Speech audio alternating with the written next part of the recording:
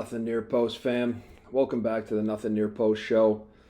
Fired up to be here. Going to do a little bit of a different episode this week. We're gonna take a look back at last weekend just briefly, but then we're gonna look ahead to this weekend. Big weekend of lacrosse coming up. So looking at more of a preview episode, which we're fired up about here. But kick it off with line drills. I'm podcasting a little bit hurt, definitely not injured. Just mucked a giant meal, Italian favorite spot here in South Boston, Cafe Portobello. No free advertising, but that place absolutely slaps. Eggplant parm, house-made fusilli, vodka sauce, and as much vodka sauce as you can imagine. If you're ever in the neighborhood, don't miss it. Cash only, that's how you know it's good. Other items over the week. We had the grade 8 breaking the goals record. Obviously that was big. We've had a little bit of midweek lacrosse. I didn't watch it, but you had the Lemoyne Dolphins hosting the Bucknell Bison in the upstate snowstorm in April. You gotta love it. That's just classic stuff. What else happened this week? I don't know. It's been a crazy week. It's already Thursday. Can't believe it's already Thursday. We got lacrosse on the horizon. No reason to bury the lead here. Let's jump right into it. Our first segment, something new here. Okay, something new. We're gonna look back at the way that teams are filling up the net. All right, Nothing Near Post show. We obviously love goalies here, but we're going to look at the way that offenses were playing over this past weekend. We're going to call it the Dance Dance Revolution segment. All right, DDR, high score. Is that bad? Did I break it? Starting in the Division I level. All right, Merrimack Mackers, they found a favorable matchup and potted 19. Harvard, Air Force, and UNC all put up 18. The UNC number might have been the most impressive against the Wahoos at home, but this segment is going to give flowers where flowers are due. Okay, the Division III lacrosse world filled up the score sheet this past weekend. There were multiple 20-goal efforts across the country. All right, starting first, shout out Sammy Adams, Boston's boy, Emmanuel College, and the LaSalle Lasers. Pew, pew, pew, pew, pew, pew. Both put up 23 and 24, respectively. Grove City, Goucher, Baldwin Wallace, and DeSalles all put up 20 plus. New England College, Shenandoah, Stevenson, and Endicott all put up 22 or 23. Lynchburg last week. All right, we're not counting the W&L loss, even though we love seeing the lefty goalie wearing number 9 scoring a goal last night against W&L. They put up 22 during the week last week and 19 over Roanoke this weekend. Okay.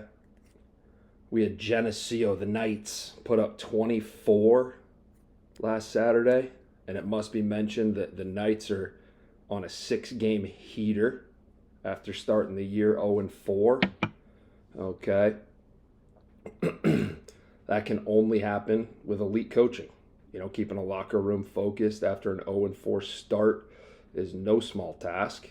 Shout out to the Lowville Hall of Famer, Geneseo head coach Drew Bezick for his teams and programs' 6-game win streak.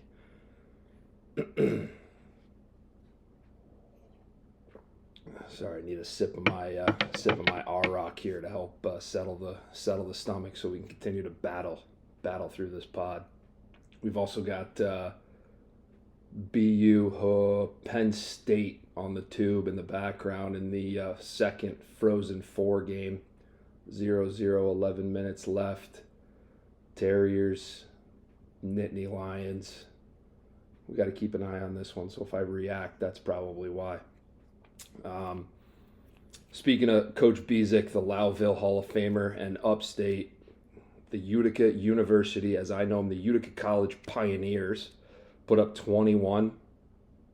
Nazareth Golden Flyers put up 23. Shout out Francis and Jordan. esteemed alums. Alfred State put up a 25 burger. The Jake Kuhn RIT Tigers put up 20. But to be honest with you, 20 is a walk in the park for them. But most impressive, speaking of upstate, the Cortland Red. We got fire alarms going on. What's going on in the apartment right now? Now we're podcasting under pressure. I think we got a leak in the ceiling. We'll be right back. We definitely got a leak in the ceiling. Should we keep potting? Should we keep podcasting, or should we handle the leak?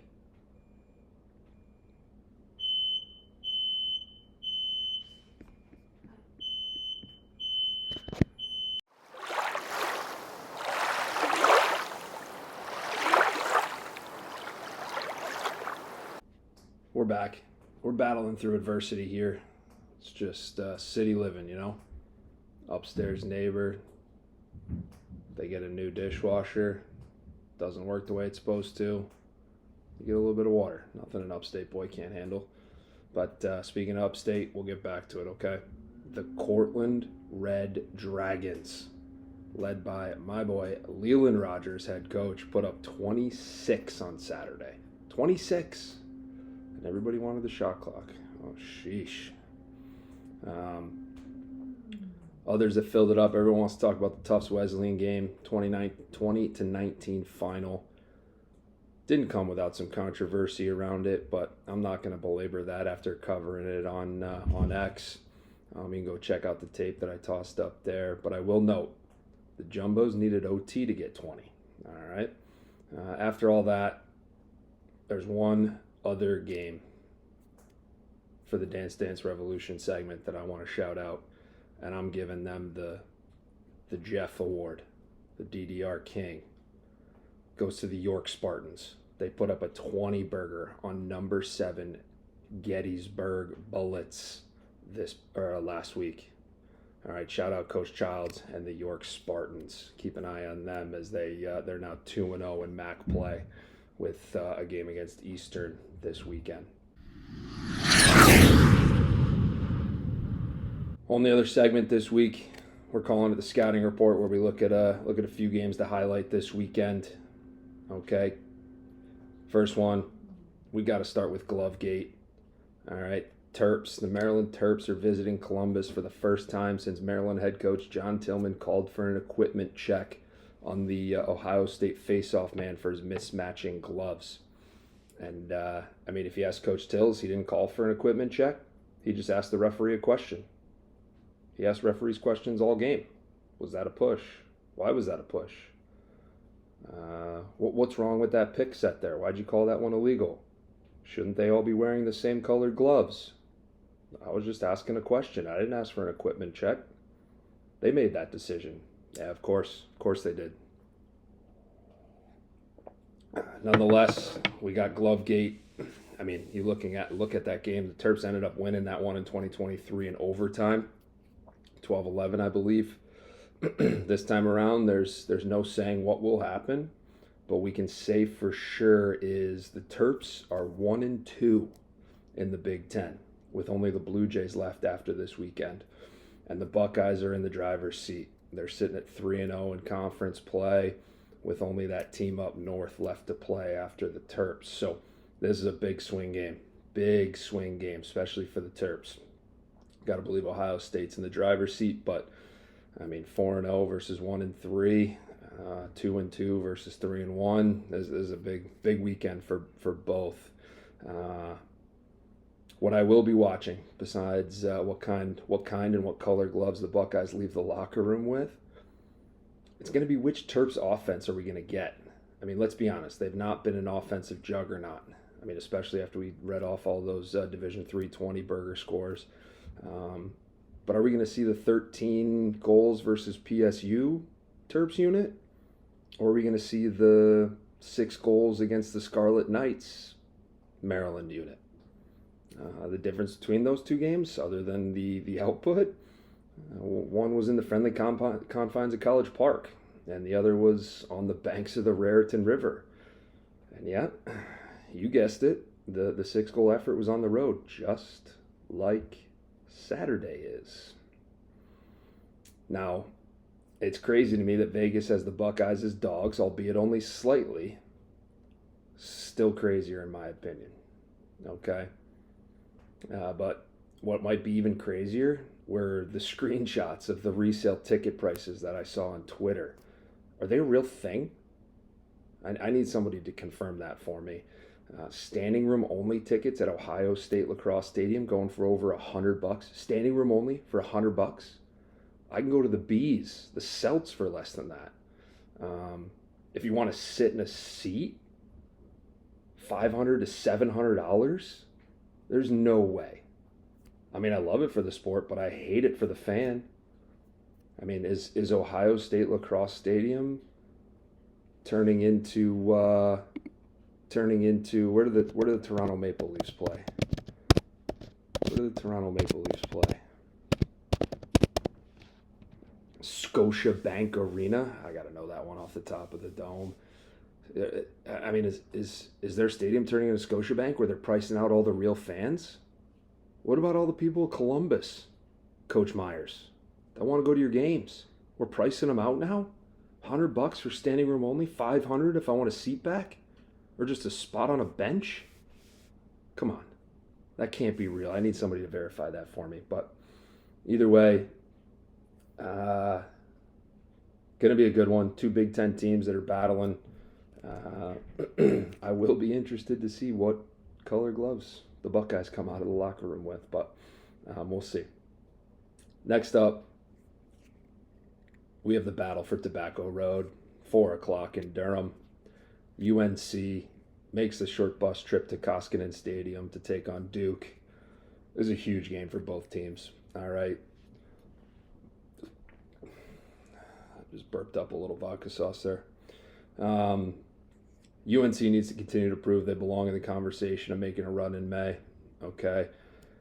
I mean, if you look at their wins objectively, the biggest one they have is over Michigan in week 1, all the way back on February 8th.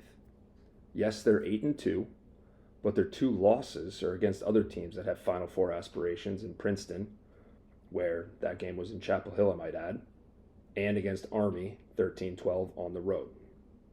Yes, they've got wins over Hop and Virginia, and in any other year that would carry some weight, but unfortunately this year that's just simply not the case. So, UNC needs this one. Okay. Duke also has something to prove, and I think they've got to prove who they are. Yes, their RPI is strong. Yes, their record's 9-3, but they're in a similar position to UNC.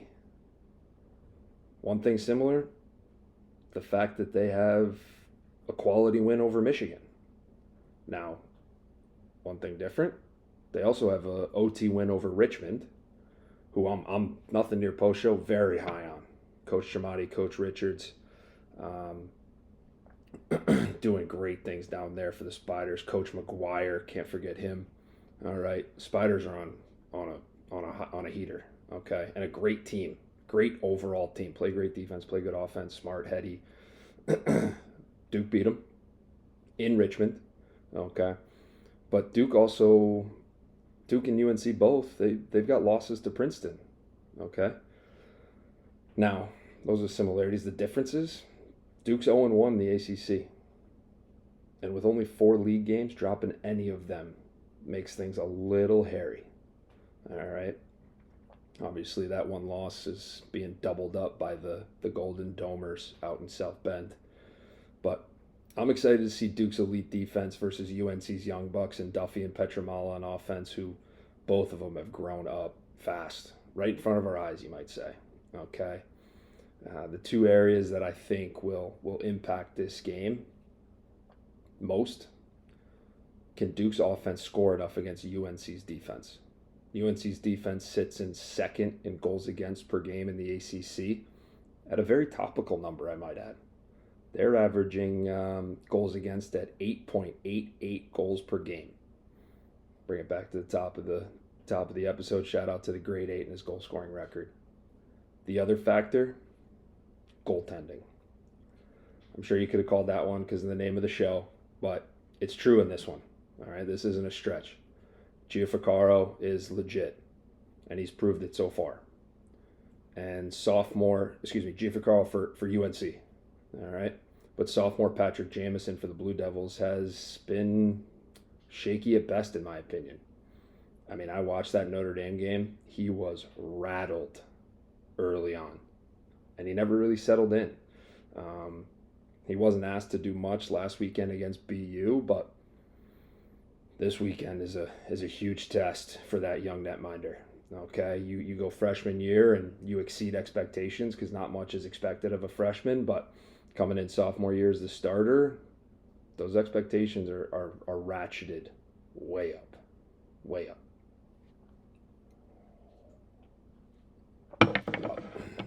Battle for Tobacco Road. Keep an eye on that one. Penultimate game we're going to cover here on this ep. The battle for upstate. The battle for upstate New York. Cuse versus Cornell. Now, I have a big issue with this game. And no, it's not that it will be behind a paywall on Corrigan Sports, which I'm strongly considering live streaming again for the Nothing Near Post fam. So keep an eye on Twitter for that. That's a 4 o'clock face on Saturday, Eastern time zone. Okay. That's not it. That's not the problem. The problem I have is the fact that it's being played on Long Island. And not only on Long Island, but at the site of multiple recruiting events run by Marty Sands and the Nat 175 business. Okay. College coaches that are listening to this, they remember Marty, Ted Garber, Check Sticks, and the Nat 175 crew. One of those events was held at this stadium that the game's being played at. The hell's it called? It's not Mitchell Field.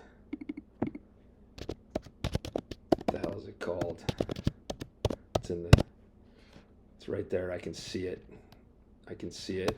I've got terrible PTSD from it. It is called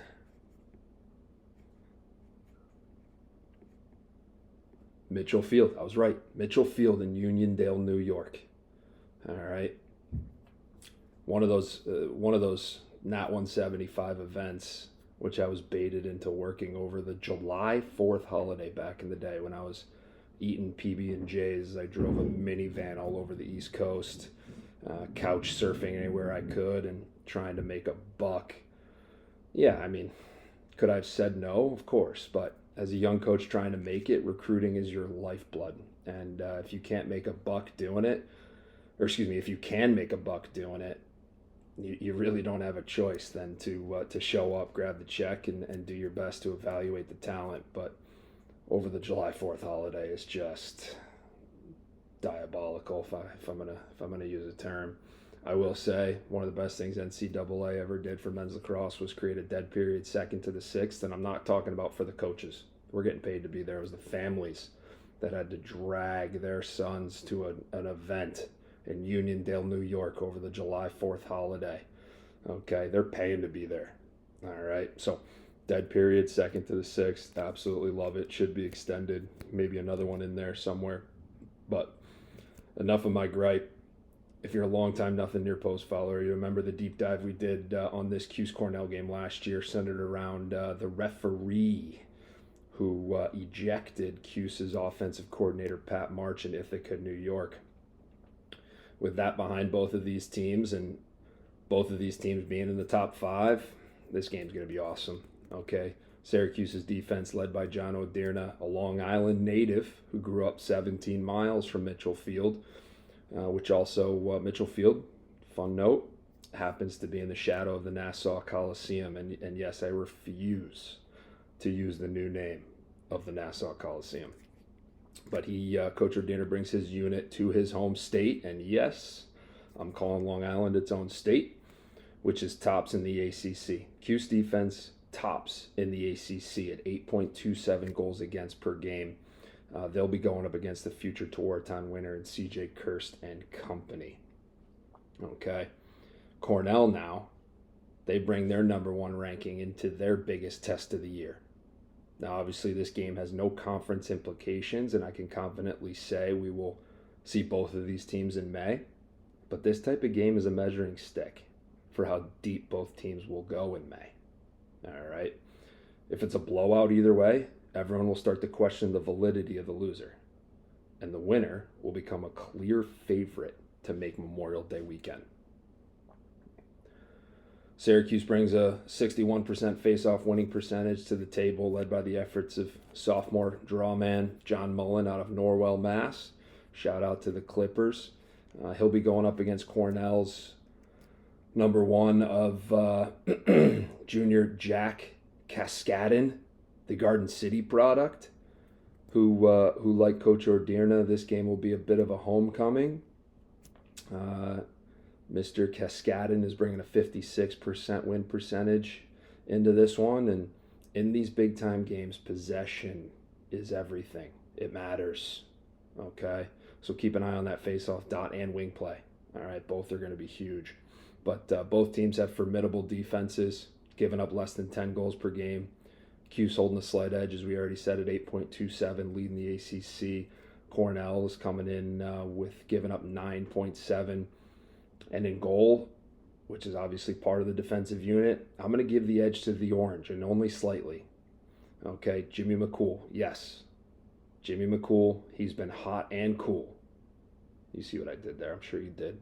But I believe he's been more hot than cool. All right. Big, takes up net, plays his angles well. All right. Be interesting to see what the sight lines look like down there in Uniondale with the stadium being open at both ends, and quite honestly, the stands are set so far back from the field. I don't think there's going to be any atmosphere, unfortunately, but we'll see. Hopefully I'm proven wrong, but we'll see what the sight lines look like. But Cornell's netminder, Wyatt Noosed, he's been no slouch himself, carrying a 56 save percentage into this one, but I do think the edge has to go to Jimmy McCool in the Orange, albeit slightly. All right. But again, as Al Pacino famously said in Any Given Sunday, it's the inches that matter, and they're all around us. Incredible movie. All right, now both teams have electrifying offenses. CJ Kirst and company are averaging an insane number of 15.9 goals per game, which is tops in the nation. Okay, Q slots in at number 5 with their 14.9 goals per game. So obviously the edge there goes to the Big Red and Cornell, but kind of funny that Q's number 1 in the country in goals per game. Cornell being number 1 in goals per game, Q's being number 5 in goals per game. Exactly the same rankings that Nothing Near Post has them in the top 20. But both teams have elite attack units. You don't put up 15, nearly 16 goals and nearly 15 goals without having an elite attack unit.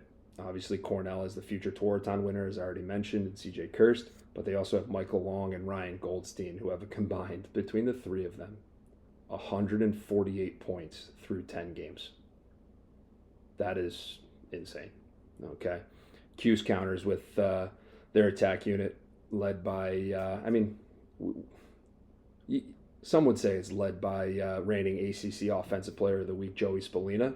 I think there's an argument there. I'm not in the locker room. I don't really know, but he's flanked by who I'm going to call the purest left-handed shooter in the nation, and only slightly ahead of Princeton's Coulter Mackesy. That is the one and only Owen Hiltz. And then the third part of that attack unit for the Cuse is newcomer Peyton Anderson, who's burst on the scene for the Orange with the injury to Finn Thompson and Trey Deer moving back to the midfield. So a great attack units on both sides. And between Hiltz and Spallina alone, they've got 105 points. So the bottom line here, I really hope this game lives up to the hype. Two teams gunning for Memorial Day weekend. Two teams with deep ties to Long Island. Cuse has 12 players on the roster who call Long Island home. Cornell has 9. All right, both teams, this is actually interesting, both teams defensive coordinators are Long Island products. All right. You got Coach O'Dearna out of Cold Spring Harbor. All right. And then you got Jordan Stevens. Let's see if we can get a, forget where Jordan's from. Excuse me, Coach Stevens. All right. Coach Stevens, Long Island product. I want to say Smithtown West. I think he's Smithtown West. Smithtown, New York. All right. Someone will have to fact check me on which high school he went to down there. But obviously both defensive coordinators being products of Long Island. But last but not least, two teams battling for supremacy of upstate New York, even if it's being played on Long Island. So it's going to be a good one. Buckle up. Nothing Near Post will be live streaming it. People are asking, though, and it's a good question. Why is this upstate rivalry and this game that is a battle for supremacy of upstate, bragging rights, why is it being played on Long Island? Okay. In my head, it's pretty simple, right? Yeah, Corrigan Sports is creating this opportunity for them to play on a different platform.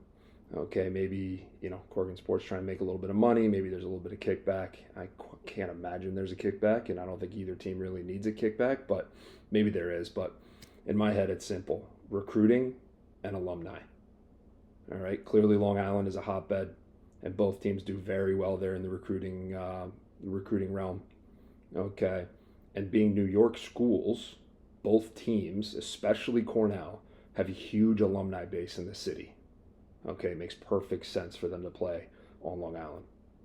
All right, but the added benefit of this game being on Long Island, a neutral site game prepares both of these teams for what lies ahead in May and the routines needed, or the lack thereof, quite honestly, that become realities for neutral site games as the NCAA tournament and conference tournaments for these two teams.